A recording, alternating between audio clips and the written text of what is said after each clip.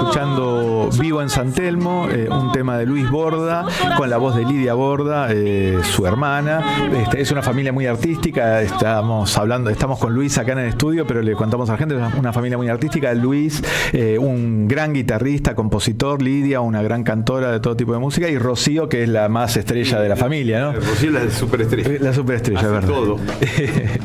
Bueno, le contamos a la gente, estamos con Luis Borda, estamos muy contentos, es un gran guitarrista, con una carrera muy intensa, quizás lo vemos menos de lo que quisiéramos acá en la Argentina, pues está radicado en Alemania desde el 20. 97. Desde el 97. Claro, más de 25 años. Sí, una eternidad. Pero por suerte, bueno, viene y ahí cuando viene toca, después vamos a pasar las fechas y demás, y tenemos el orgullo de tenerlo acá en el estudio. Gracias. ¿Qué tal, Luis? ¿Cómo estás? Para mí es un honor estar en este programa. Sí, estar acá en la Radio Las Madres para mí es algo muy especial. Que te acerquemos un poquito. El micrófono. Sí, bárbaro. Decíamos que tenés una carrera muy larga, muy intensa y muy interesante también. Te escuchamos generalmente ahora en los últimos discos más relacionado o con bien desde el tango, pero tus comienzos en Averrock fueron muy, muy audaces, porque era una cosa que venía del rock, pero también tenía que ver con lo progresivo, con lo sinfónico, con la música argentina. Fue un hallazgo que pasaron mucho tiempo. Los discos son muy difíciles de conseguir, se pueden escuchar por las plataformas, pero la gente todavía lo recuerda. Sí. Bueno, Averrock nació en el 73 más o menos, 73, 74. Éramos muchachitos, así que yo tenía en esa época 16, 17 cuando empezamos y bueno, empezamos haciendo rock, pero lo que se llamaría rock sinfónico, claro, pero un poquito pretencioso, pero era un rock con muchos arreglos, con muchas cuestiones de ritmo diferentes. Era una música muy, muy artística y era una música despojada de esa cosa que vino después, que era esto de hacerse millonario con el rock. Nosotros éramos aventureros, yo venía desde Villa Bosch hasta Nueva Pompeya con mis 2 guitarras, pelo hasta la cintura, pantalones naranjas, sandalias y un bolso lleno de cables, efectos, y me cruzaba toda la ciudad. Con 17 años tenía yo. En esa época te paraba la policía en la estación, te revisaba todo. Y después llegábamos al ensayo y era como el oasis, digamos, y nos pasábamos horas ensayando y ensayábamos mucho. Ensayábamos 3-4 veces por semana, varias horas. Y así nació Averrock. En realidad, Averrock, los inicios fueron en la Plaza Francia, donde yo conocí a un músico de La Plata que estaba armando el grupo. Después él dejó el grupo porque en los estudios, pero quedamos enganchados los otros y seguimos adelante. Eso fue en los 70, digamos. Claro. Bueno, hubo en esa época, vos me lo podrás explicar mejor porque fuiste partícipe necesario, pero hubo cierto vaso comunicante entre eso del rock progresivo y el tango, porque de alguna forma vos tocaste también con Mederos, e incluso Piazzolla con el octeto electrónico. Había cierto puente que se fue generando en ese tiempo. Sí, yo después de Averrock, la formación, digamos, estable en donde estuve tocando, que yo me acuerdo si 6 u 8 años, fue con Rodolfo Mederos.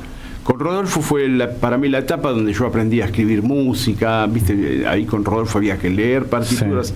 Además de improvisar, yo empecé a estudiar con 2 grandes maestros argentinos. Uno era Osvaldo Lupi, un director de orquesta, y Alberto Coronato, un compositor de música contemporánea. Con eso yo descubrí un nuevo mundo, digamos, estudié mucho. Eran profesores particulares, uno en una academia y el otro me daba clases prácticamente gratis. Un personaje que vivía en Lugano, y con ellos aprendí mucho, ¿viste? Yo trabajaba. Nosotros venimos de una familia, digamos, pobre, ¿no? Mi mamá era una mujer sola, con 3 hijos, la Lidia, mi hermano Alejandro, que falleció, y yo. Entonces no podíamos pagarnos. Mi sueño era ir a Berkeley, a Estados Unidos. Claro. Entonces, una vez me llegaron los catálogos, yo los miraba y decía, bueno, ¿cómo puedo hacer? Y me daban una beca, pero tenía que pagarme el viaje. Claro, claro, era un montón. Entonces eso, y entonces yo aprendí con esos maestros, grandes músicos. Tal vez alguien debería revisar un poco a esos compositores, directores de orquesta, para un poquito que la historia de esos músicos se salga a la luz, se sepa, no solamente como músicos o directores, sino como maestros, ¿no? Bueno, eso fue la etapa posterior a Haber Rock. Bueno, ahí toqué un tiempo con Emilio del Guercio, toqué un tiempo con Raúl Porchetto, alguna cosa hicimos León me grabó una canción, Bayonga, que es una letra de Héctor Negro, y participamos también con Charly García en un disco, qué sé yo, varias cosas, pero digamos, donde yo estaba era en el grupo de Mederos, y también con Raúl Porchetto. ¿Qué fue vos estuviste con Mederos después de Generación Cero, ¿no? Sí, después de que el guitarrista anterior era Tommy Gubich, que es un gran guitarrista que vive en Francia ahora, hace muchos años. Sí. Y eso fue más o menos un repaso rápido hasta la historia de Mederos. Y con Mederos ahí me animé a componer, me animé a escribir música para otros instrumentos, a componer. Y entonces me largué paralelamente con mi grupo, creo que era sexteto en esa época, y después me dediqué de lleno a ese grupo y nos hicimos una gira extensa, pero de pocos conciertos. En Europa estuvimos en Holanda, en Alemania, en Austria, no sé, y también con otro grupo, con un trío que se llama Trío Argentino de Guitarras, con Gustavo Margulis, que Gustavo Margulis, además de ser guitarrista, un gran guitarrista, fue editor de, ¿cómo se llamaba? Circe, la editorial Circe. Sí.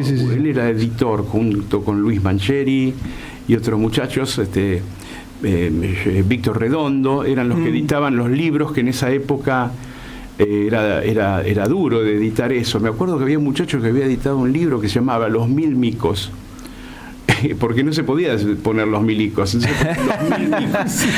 me acuerdo quién era. Muy bueno. Me hiciste acordar que habían prohibido en la dictadura el libro La Cuba Electrolítica, que era un libro de física, porque pensaban que era propaganda del régimen cubano. Así que sí, era muy... Bueno, y así fue hasta que después me fui a vivir a...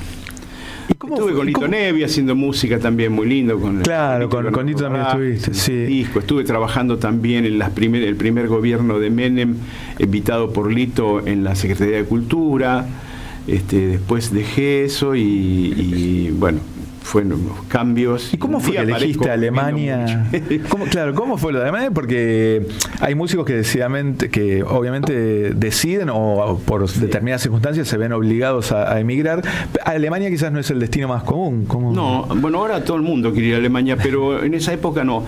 Pero lo que pasa es que yo conocí a mi mujer acá en Buenos Aires, que era alemana, que es alemana. Ahí está. Y ella estaba en un concierto que yo tocaba acá en Gandhi, en la época de Elvio Vitali. En Corrientes. En Corrientes. Y entonces ahí la conocí, se dio una relación y de pronto aparecí viviendo ya con ella y tenemos una hija. De pronto. Claro. Me distraje y... claro.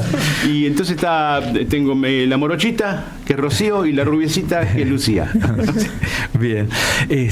Bueno, nos encantaría escucharte, te queremos preguntar muchísimas cosas más, pero nos gustaría, estás con la guitarra ahí, la verdad que... chamullo, vamos a tocar. No, la verdad que no es chamullo, es historia de tuya y de la música popular argentina, pero la verdad que escucharte acá al lado tocar es lindo. Bueno, voy a tocar un tema de Agustín Bardi que se llama El Gallo Ciego, que yo arreglé para guitarra. Es muy difícil, pero si me equivoco nadie se va a dar cuenta porque el arreglo lo hice yo.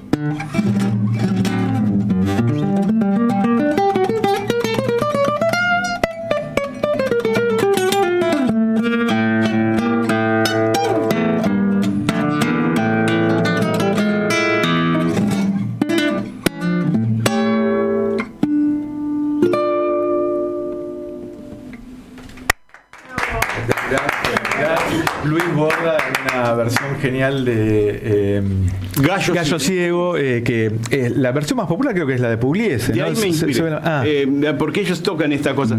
Sí. Y con los bandoneones, esa parte lo hacen con los bandoneones. Claro. Sí, de ahí me inspiré. De ahí un poquito y después dejé salir otras cosas que se parecieron. Muy bien.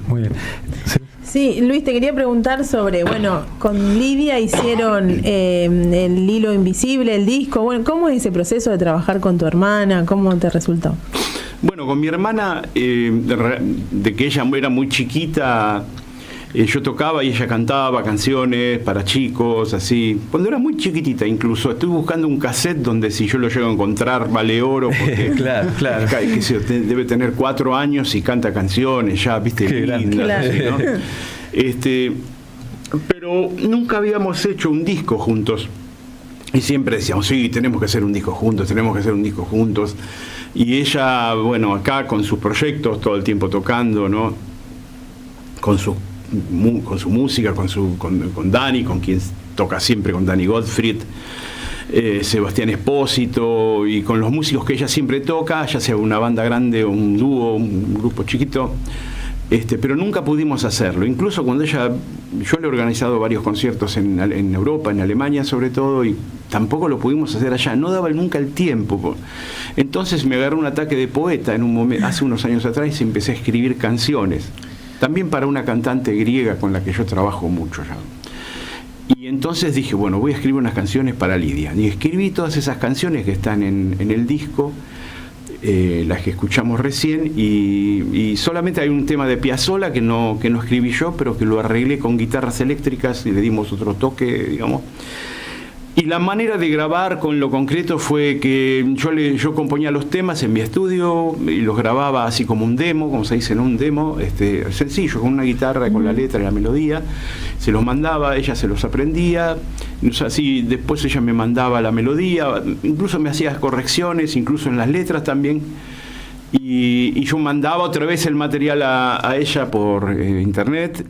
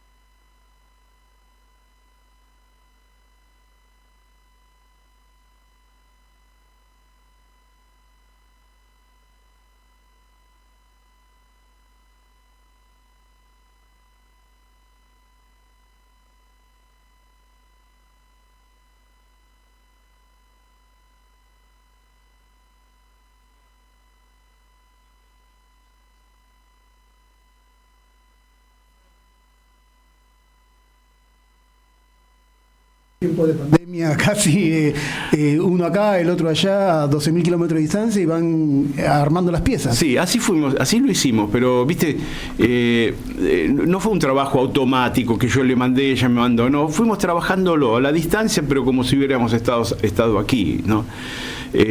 Tal vez los discos, a mí me gusta mucho que exista la correspondencia entre los intérpretes en el momento, en el estudio, eso también le da algo. Las miradas, claro, pero como nosotros somos hermanos,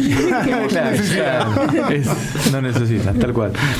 Sabemos que el tango tiene historias maravillosas, que en Japón se escucha mucho, que en Francia se escucha mucho, que en Nueva York, bueno, es una ciudad, siempre había diferentes ritmos.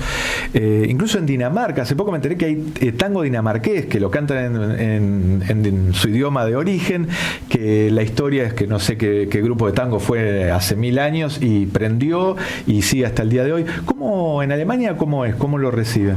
Bueno, lo que te quiero decir es que en Finlandia se conoce mucho el tango. Perdón. En Finlandia, Claro, bien al norte, los vikingos estaban ahí. Es verdad. Y en Finlandia se conoce mucho, pero ellos tienen su propio tango, que es con acordeón, que es un poquito distinto, es bastante distinto.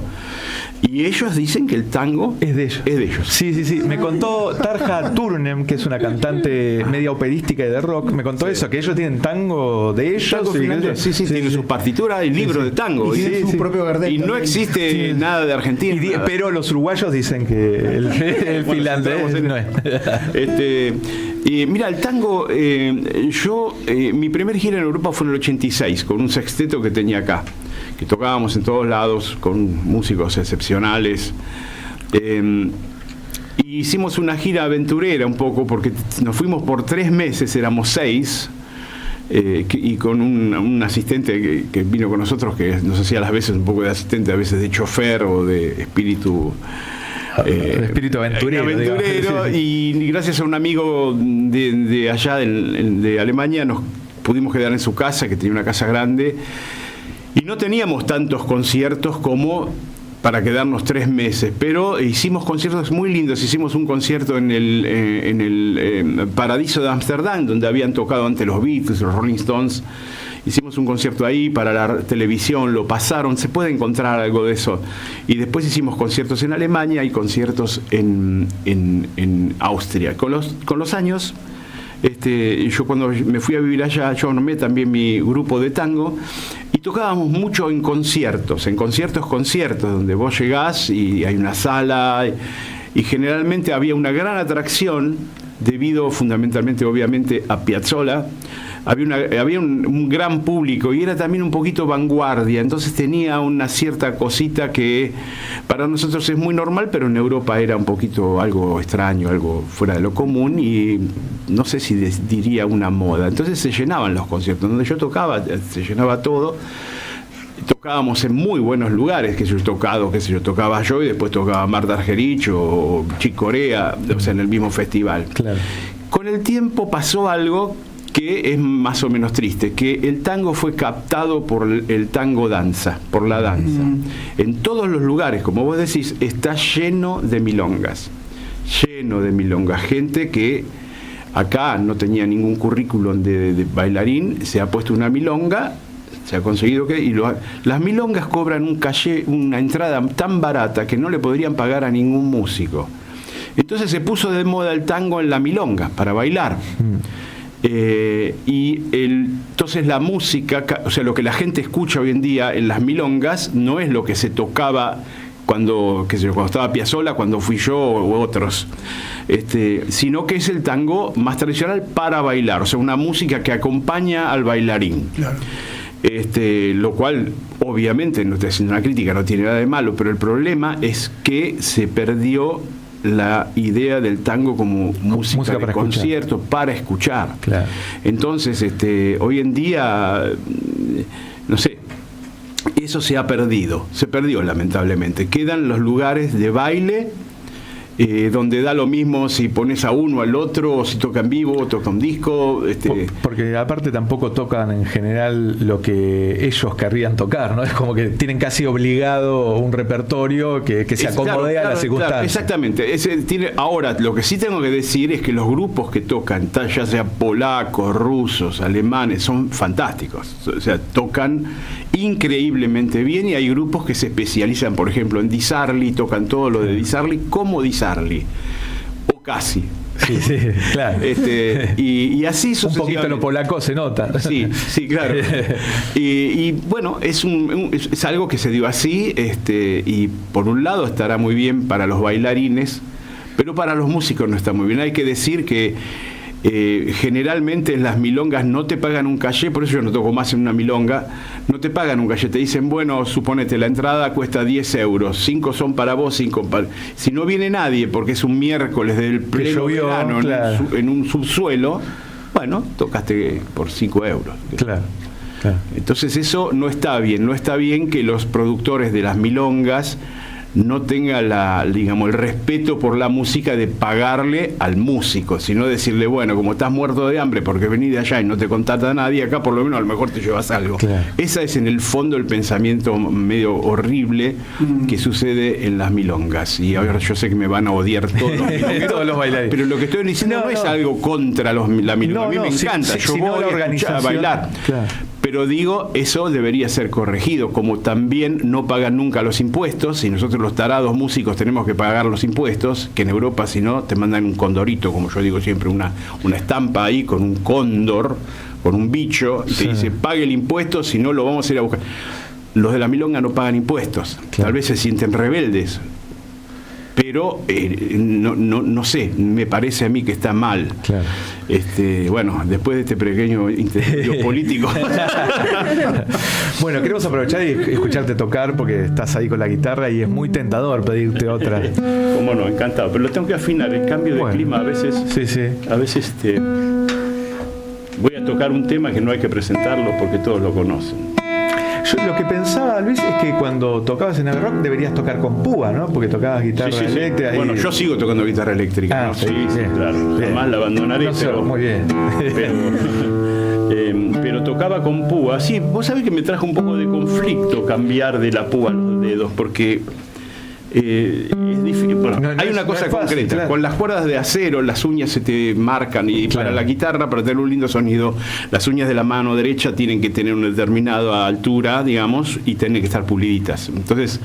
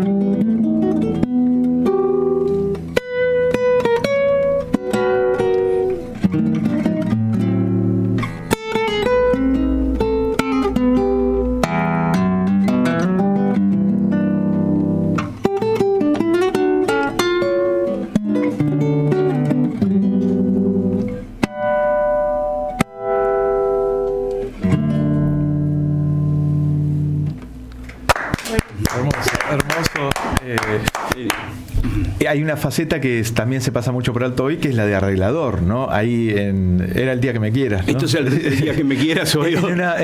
Pero con una introducción. Claro, pero bueno, se nota, se pone más de manifiesto la capacidad como arreglador que tenés y como músico. Bueno, Luis, estamos muy contentos que viniste.